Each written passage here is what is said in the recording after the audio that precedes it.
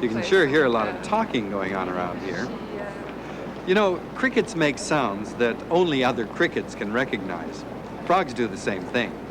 So do birds and many fish. And vervet monkeys transmit vital information through a learned system of varied calls. So many animals use sounds to communicate with each other, but for humans, our use of sounds puts us in a special category. Speech is the definitive human code, efficient and flexible, and as specific to our species as a robin's call is to robins. And it's all made possible by the evolution of the human vocal tract. Go to neutral as you're doing that. The most powerful system of communication we possess. The spoken word. It's the way we transmit vital information to each other. Or to be in the field, all numbers 29990. Speech is the medium by which we share the pains and pleasures of our experience and exchange our ideas.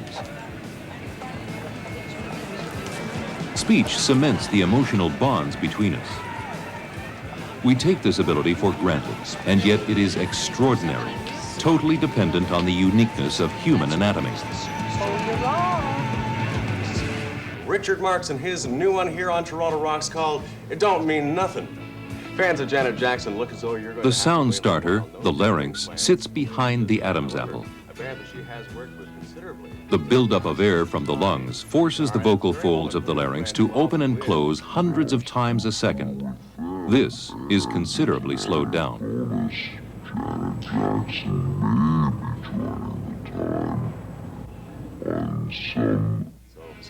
The resulting puffs of air create a stream of sound vibrations. In concert. This is Toronto Rocks, and I'm Brad Giffen, sitting on the edge of a weekend here. A weekend that's going to be. But it is the vocal tract above the larynx that is responsible for the distinctiveness of speech sounds. This weekend on Sunday, more sunshine, highs topping 31 degrees right now. The chambers of the mouth and nose and the area behind the mouth and nose all work to modify the basic vibrations from the larynx. Start off with this one. Recent guest on Toronto Rocks, Mark King from the band Level 42. Then the sound is further transformed by the articulators, the tongue, the jaw, and the lips. Lessons in love. First of all, we start off with the lady that Level 42 is going to be joining in the C&E Grand The end Stage. result is a rich array of speech sounds, astonishing for its diversity and versatility. Comedy serial called Chicken Man. Do you remember that one? Hey, the most fantastic crime fighter the world has ever known. Live from 299 Queen Street West, this is the home of the nation's music station and Toronto Rock. There's nothing remarkable about the sound starter itself, the human larynx. It's just a protective sphincter muscle of the kind all mammals carry in their throats. By itself, it only produces a buzzing sound, like the double reed of the oboe.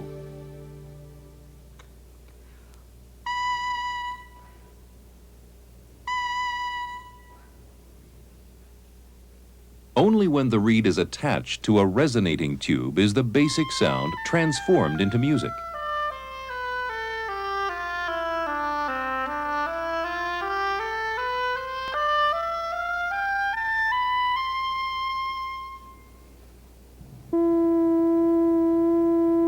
The same principle is at work with pipe organs. It is the length and shape of each pipe that determines the kind of musical sound it will produce.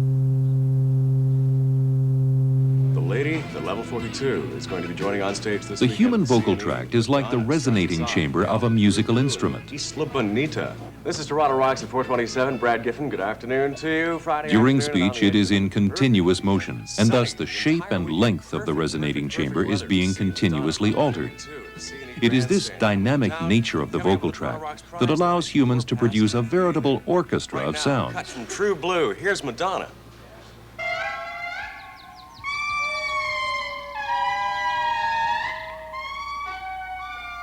Even the most adept animal communicators produce a more limited range of sounds. And there's a very good anatomical reason why. For humans, the wonderful gift of speech is made possible by the unique configuration of our vocal tract. In most mammals, including dogs, the larynx sits high up in the neck, between the first and third spinal vertebrae, where it locks at the back of the nasal cavity. In this position, it separates the air passage from the food passage. For this reason, animals are able to swallow and breathe at the same time, thus maintaining the crucial ability, while feeding and drinking, of smelling predators. We've lost this ability. Our larynx is positioned much further down in the neck between the fourth and seventh vertebra, and therefore can't lock into the back of the nasal cavity. Thus, we are the only animal in whom the air and food pathways cross above the larynx. This is why it's so easy for us to choke on liquids, and why the ever-present danger exists of suffocating on a misplaced bit of food. So we decided to sneak upstairs. We got up to the nice lounge, air-conditioned lounge, with cool glasses of beer, you know. But we've gained something very valuable in exchange, a vastly expanded vocal tract, and with it, the unique ability to produce the rich, complex sounds of articulate speech. Is there anybody there? Said the traveler, knocking on the moonlit door. And his horse in the silence. A skilled speaker can convey an enormous range of significance through the expressiveness of the voice. Above the traveler's head. And he smote upon the door a second time. Is there anybody there? He said. But no one The descended pitch, to the traveler. speed, loudness, and tone are all subtly varied in accordance with the meanings of the words. Eyes, where he stood perplexed and still, but only a host of phantom listeners. And in the listener's mind, a world of emotional resonance is Thronging awakened. the faint moonbeams on the dark stair to that voice from the world of men. Stood thronging the faint moonbeams on the dark stair that goes down to the empty hall, hearkening in an air stirred and shaken by the lonely traveler's call. The astonishing fact is that we're not born with the anatomy of speech. The newborn infant is like a chimp or a dog with the larynx positioned high in the neck. Like any other mammal, it can breathe at the same time it's suckling. Somewhere in the early months of life, the larynx begins its descent into the neck. The process continues over the child's first years. Some anatomists believe that this development in the child is a synopsis of what happened in human evolution. The shape of fossil skulls reveals where the larynx was located in the different species of hominids. Australopithecus, the first hominid, had a larynx positioned high in the neck, like living monkeys and apes, and would have been capable of only a limited repertoire of sounds. But if our earliest ancestors lacked our speech capacities, when did this crucial ability develop? The first skull base indicating a lowered larynx belonged to Homo erectus 1.5 million years ago. Its vocal anatomy was quite different from our own, but with this species, the crucial change to an expanded vocal tract had been made. It was not until our own species, Homo sapiens, that the skull forms indicate the emergence of a fully modern vocal tract. An ingenious theory holds that it was this modern speaking ability of Homo sapiens that allowed it to edge out a powerful older species.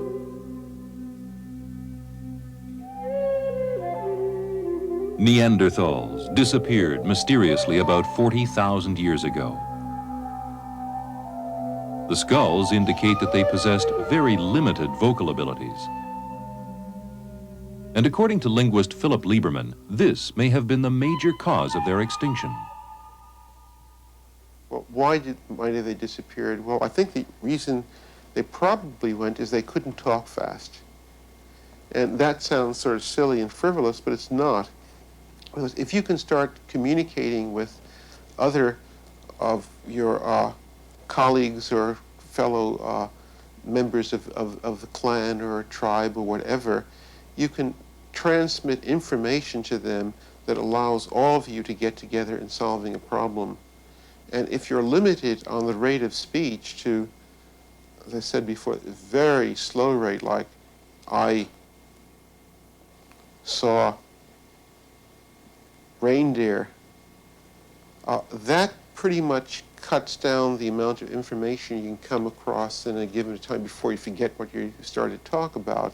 In contrast, someone says, I saw a reindeer sitting on a knoll, let's get behind him. In that same period of time, that's going to be a selective advantage.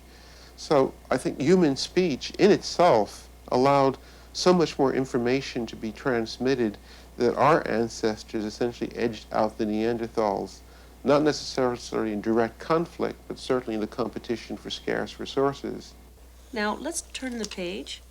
The language of Homo sapiens has flowered into an incredible diversity of tongues. Oh, he's coming to eat the frog. Children everywhere master the language of their own culture with astounding ease. What's that one? Polar bear. Yeah. You pull him. What's he doing? The process is a complex mixture of innate and learned elements. There we go. Many Let's turn different the page parts and of see the what's on anatomy the and page. brain are involved. Look. Must be a monkey here singing. There must be a monkey swinging. I guess so. The parts of the brain that regulate things like facial expression, you find clearly developed in apes who use it, and that's how part of their communication systems. These are innate, they're also present in human beings, so if you do this to a 20-minute-old infant, newborn infant, it'll come back at you and do that. Okay. On the other hand, human beings have a part of elaborate this region of the brain, and we can control these muscles to say a word like mama in conjunction with lots of other muscles. And chimpanzee absolutely can't do that. People tried for 200 years to get chimpanzees to say words like mama and failed. Can you say mama? Mama. Say it louder. Mama. Can you say papa? Papa. And dada? Dada. Very good. Can you say crocodile? But the motor controls involved in speaking are incredibly complex. Perhaps the most complex humans must ever learn. It takes the child years to master even basic maneuvers such as the proper opening of the lips for vowel sounds. Crocodile. Now, how about alligator? Alligator. In the adult, speech is a supreme achievement of muscular control.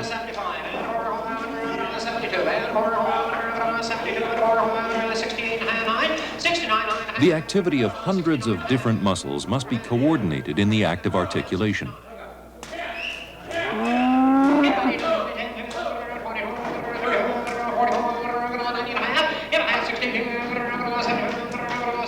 And learning to understand speech is as much of an achievement as learning to speak itself.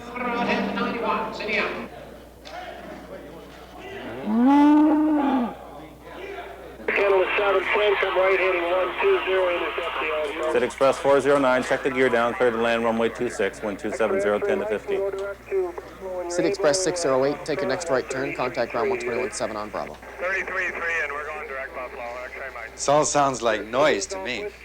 I can't understand a word those pilots are saying. But for flyers and the people here in this control room, those voice transmissions are a lifeline between the air and the ground, a vital form of communication that makes air travel feasible. But if you listen to this stuff long enough, it does begin to make some sense. For instance, he has his gear down and locked. It's almost as if the message is in code, and your brain learns how to decode it. Some scientists believe, in a general sense, that human speech itself is a kind of code, and that understanding it involves a distinct process of neurological decoding. We tend to think of our perception of speech as being the same as the way we take in any other sounds. But there's strong evidence to suggest that speech perception is special, as different from the way we hear ordinary sound as the message is from the noise.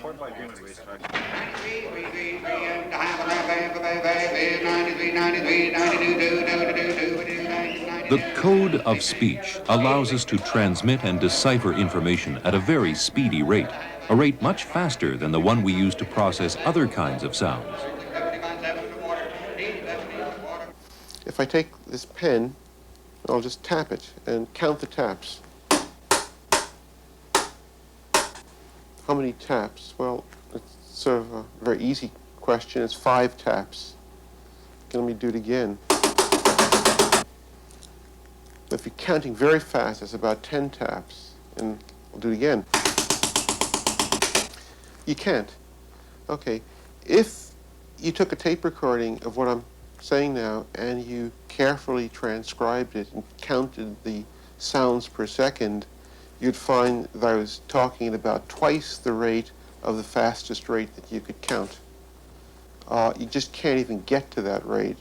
Speech goes as fast as normal speech, about 20 sounds per second. If I talk fast like this, it goes about 30 sounds per second, sort of funny, but you can still follow it. The fastest rate that you can follow for other sounds is maybe 9 per second, if you're very good, usually 7 to 9 per second. And that's true of everything else. Visual images can be tracked up to maybe 14 per second, but speech works much faster. And the rate at which it works involves this process of encoding. You squash things. The sounds are squashed together into syllables. They're transmitted, and then your head has special gadgets in it that unsquash it, that unpack it. And this is a very, very complex process which allows human beings to present lots and lots of information in a short segment of time. When are you going? Next week. Next week? Yeah. Oh, fantastic. We decided to go. This process of neurological decoding seems to depend on an innate knowledge of how the vocal tract functions during speech. And the smell was terrific. Probably from the goats and the cheese. Goats, cheese, ducks, you name it. Listen carefully to what I'm about to say. Ba, ba, ba, ba. You didn't have any trouble making that out, did you? Or did you? Let's listen to the soundtrack alone. Ba, ba, ba, ba. That's right. We played a kind of trick with sound in order to make a point. If you're like most people, what you probably heard was ba, va, da, tha. Visually, that is what I was saying. The astonishing fact is that most people experience no contradiction between the visual input and the sound. The visual element simply overrides the sound to create a single powerful perception. What you see is what you hear. Let's try it again and see whether knowing the trick changes your perception. Ba, ba, ba, ba. The experience usually remains the same. Known as the McGurk effect, after the man who discovered it, the effect is clearly not the result of conscious deliberation. What it shows is that we are aware of the relationship between our vocal anatomy and the sounds of speech. So the brain sees what the mouth is beginning to form and then simply leaps to a conclusion about what's going to come out. Let's bring the shoulders forward. The Voice Clinic at the Vancouver General Hospital. Director Murray Morrison uses a fiber optic scope lit by a strobe light to examine a patient's vocal folds. Relax your throat. Since speech forms our central line of connection to other humans, it's crucial to keep the vocal apparatus in healthy condition. When something goes wrong with the sound starter, the vital connection to others is broken, and for many, the experience can be devastating. Just relax your throat. Breathe easy. This patient has a cancerous tumor on his vocal folds, and Dr. Morrison is examining its size.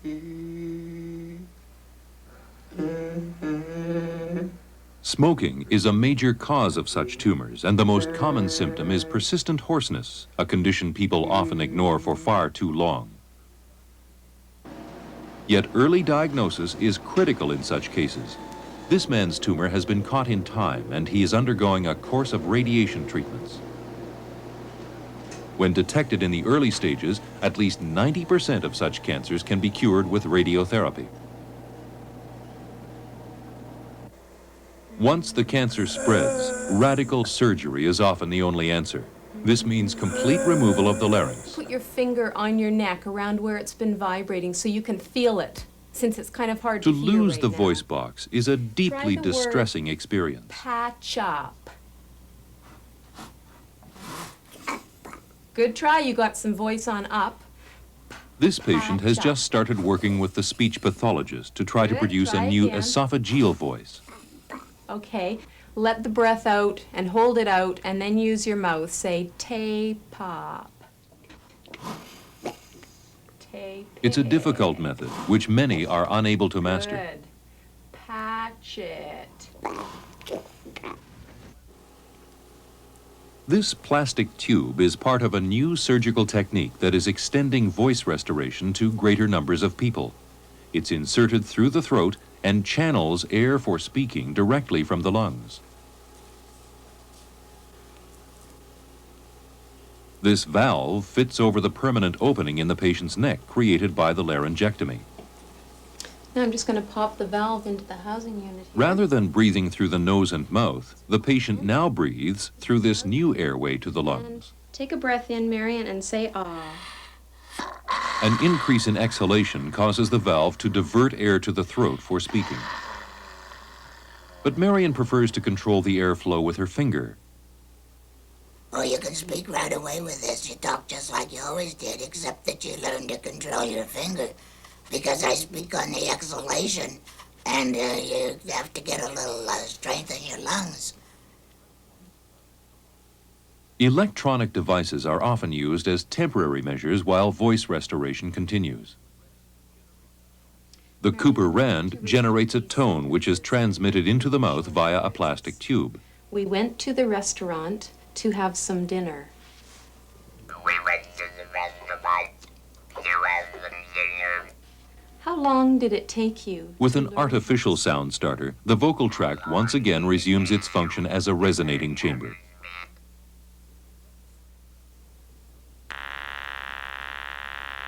The electronic larynx is another sound source that works on a similar principle, except that it is held against the neck.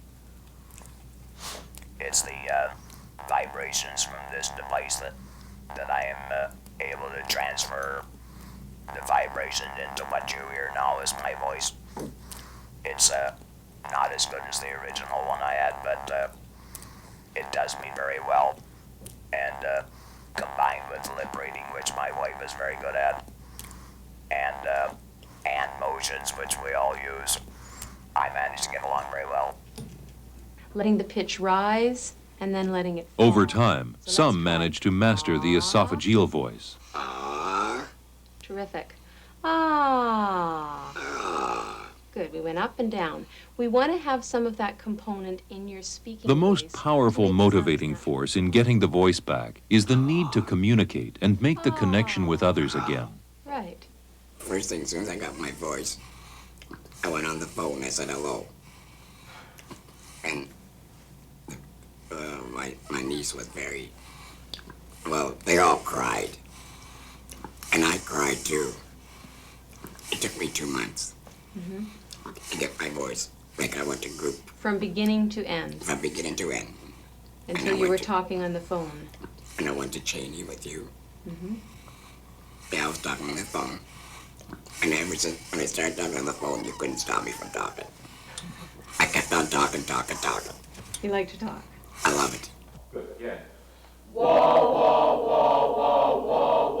A speech drill at the Denver Center for the Performing Arts. Let's go mamala papala, mamala papala, mamala papala, mamala papala. Exercising two things. First of all, the nasal with the passage of breath through here, so we have the head resonance here, and also the bilabial plosive, the p.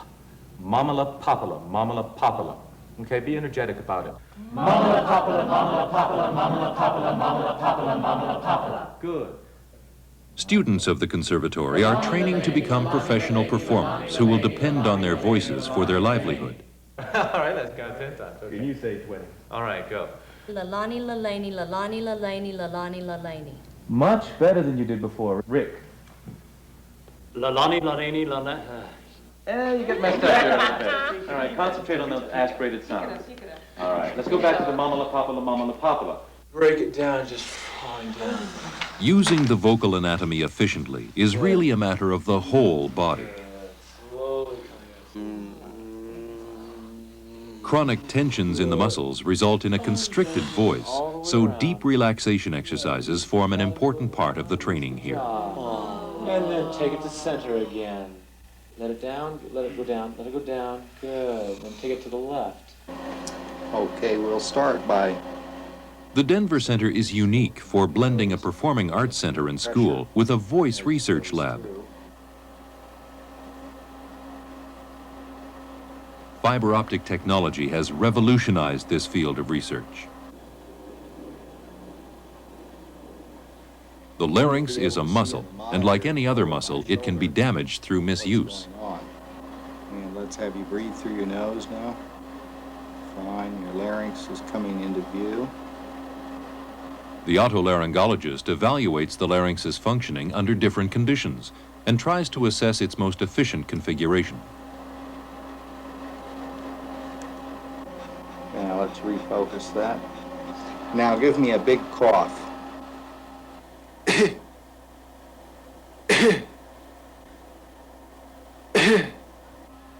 Now whistle for me.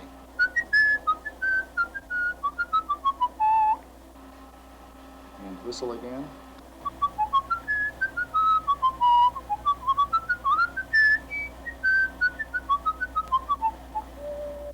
Younger than springtime are you, softer than starlight. Different aspects of the vocal folds activity can be monitored externally. This color device, an electroglottograph, makes measurements through the use of a small electrical current.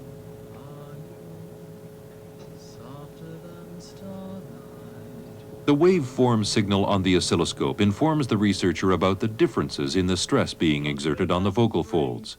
Both light and heavy voices are tried. Softer than starlight are you. Dr. Ron Scherer.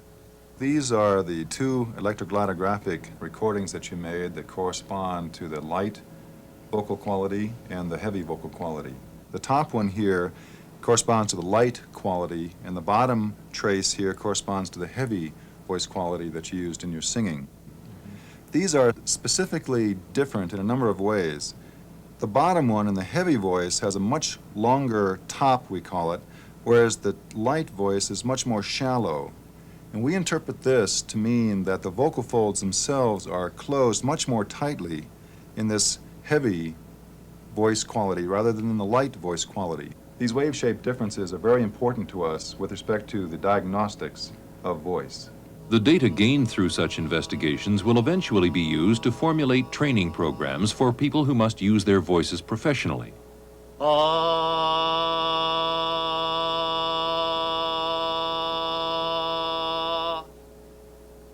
Training does two things. One, it increases the coordinations of muscles and tissue and parts of the body that go together to make voice production so that it's more healthy and more efficient. And secondly, training expands the bounds of the voice so that a person can operate in wider pitch ranges, wider loudness levels, greater quality ranges, still being very healthy and efficient in voice.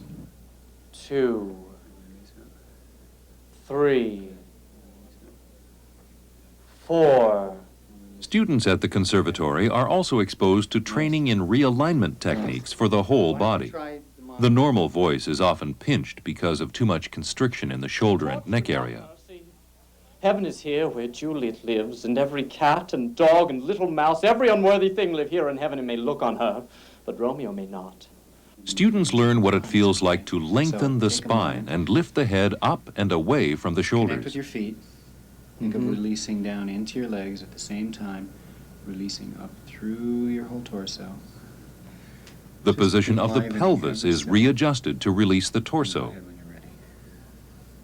'Tis torture and not mercy. Good, okay. And up here again. Great, go ahead. Heaven is here where Juliet lives. And every cat and dog and little mouse, every unworthy thing live here in heaven and may look on her. Great. And release up there again. But Romeo may not. more validity. The result of greater freedom in the body is a dramatic more opening up of the statements voice. and carrion flies than Romeo. Good, and release up there again. They may seize on the white wonder of dear Juliet's hand. And release up And then steal a mortal blessing from her lips, which even in pure and vestal modesty still blush as thinking their own kisses sin. But Romeo may not, he is banished. The proper functioning of the vocal tract is of equal concern to everyone, professionals and everyday speakers alike. Topeka, Topeka, Topeka, Topeka, Topeka. Topeka, Topeka, Topeka, Topeka. No society on earth has lacked this genetic gift of the gab. Spoken language has determined the very shape of human culture. It is our specialty as a species, the quintessential human tool. The anatomy of speech lies at the very heart of our social relationships. Thank you.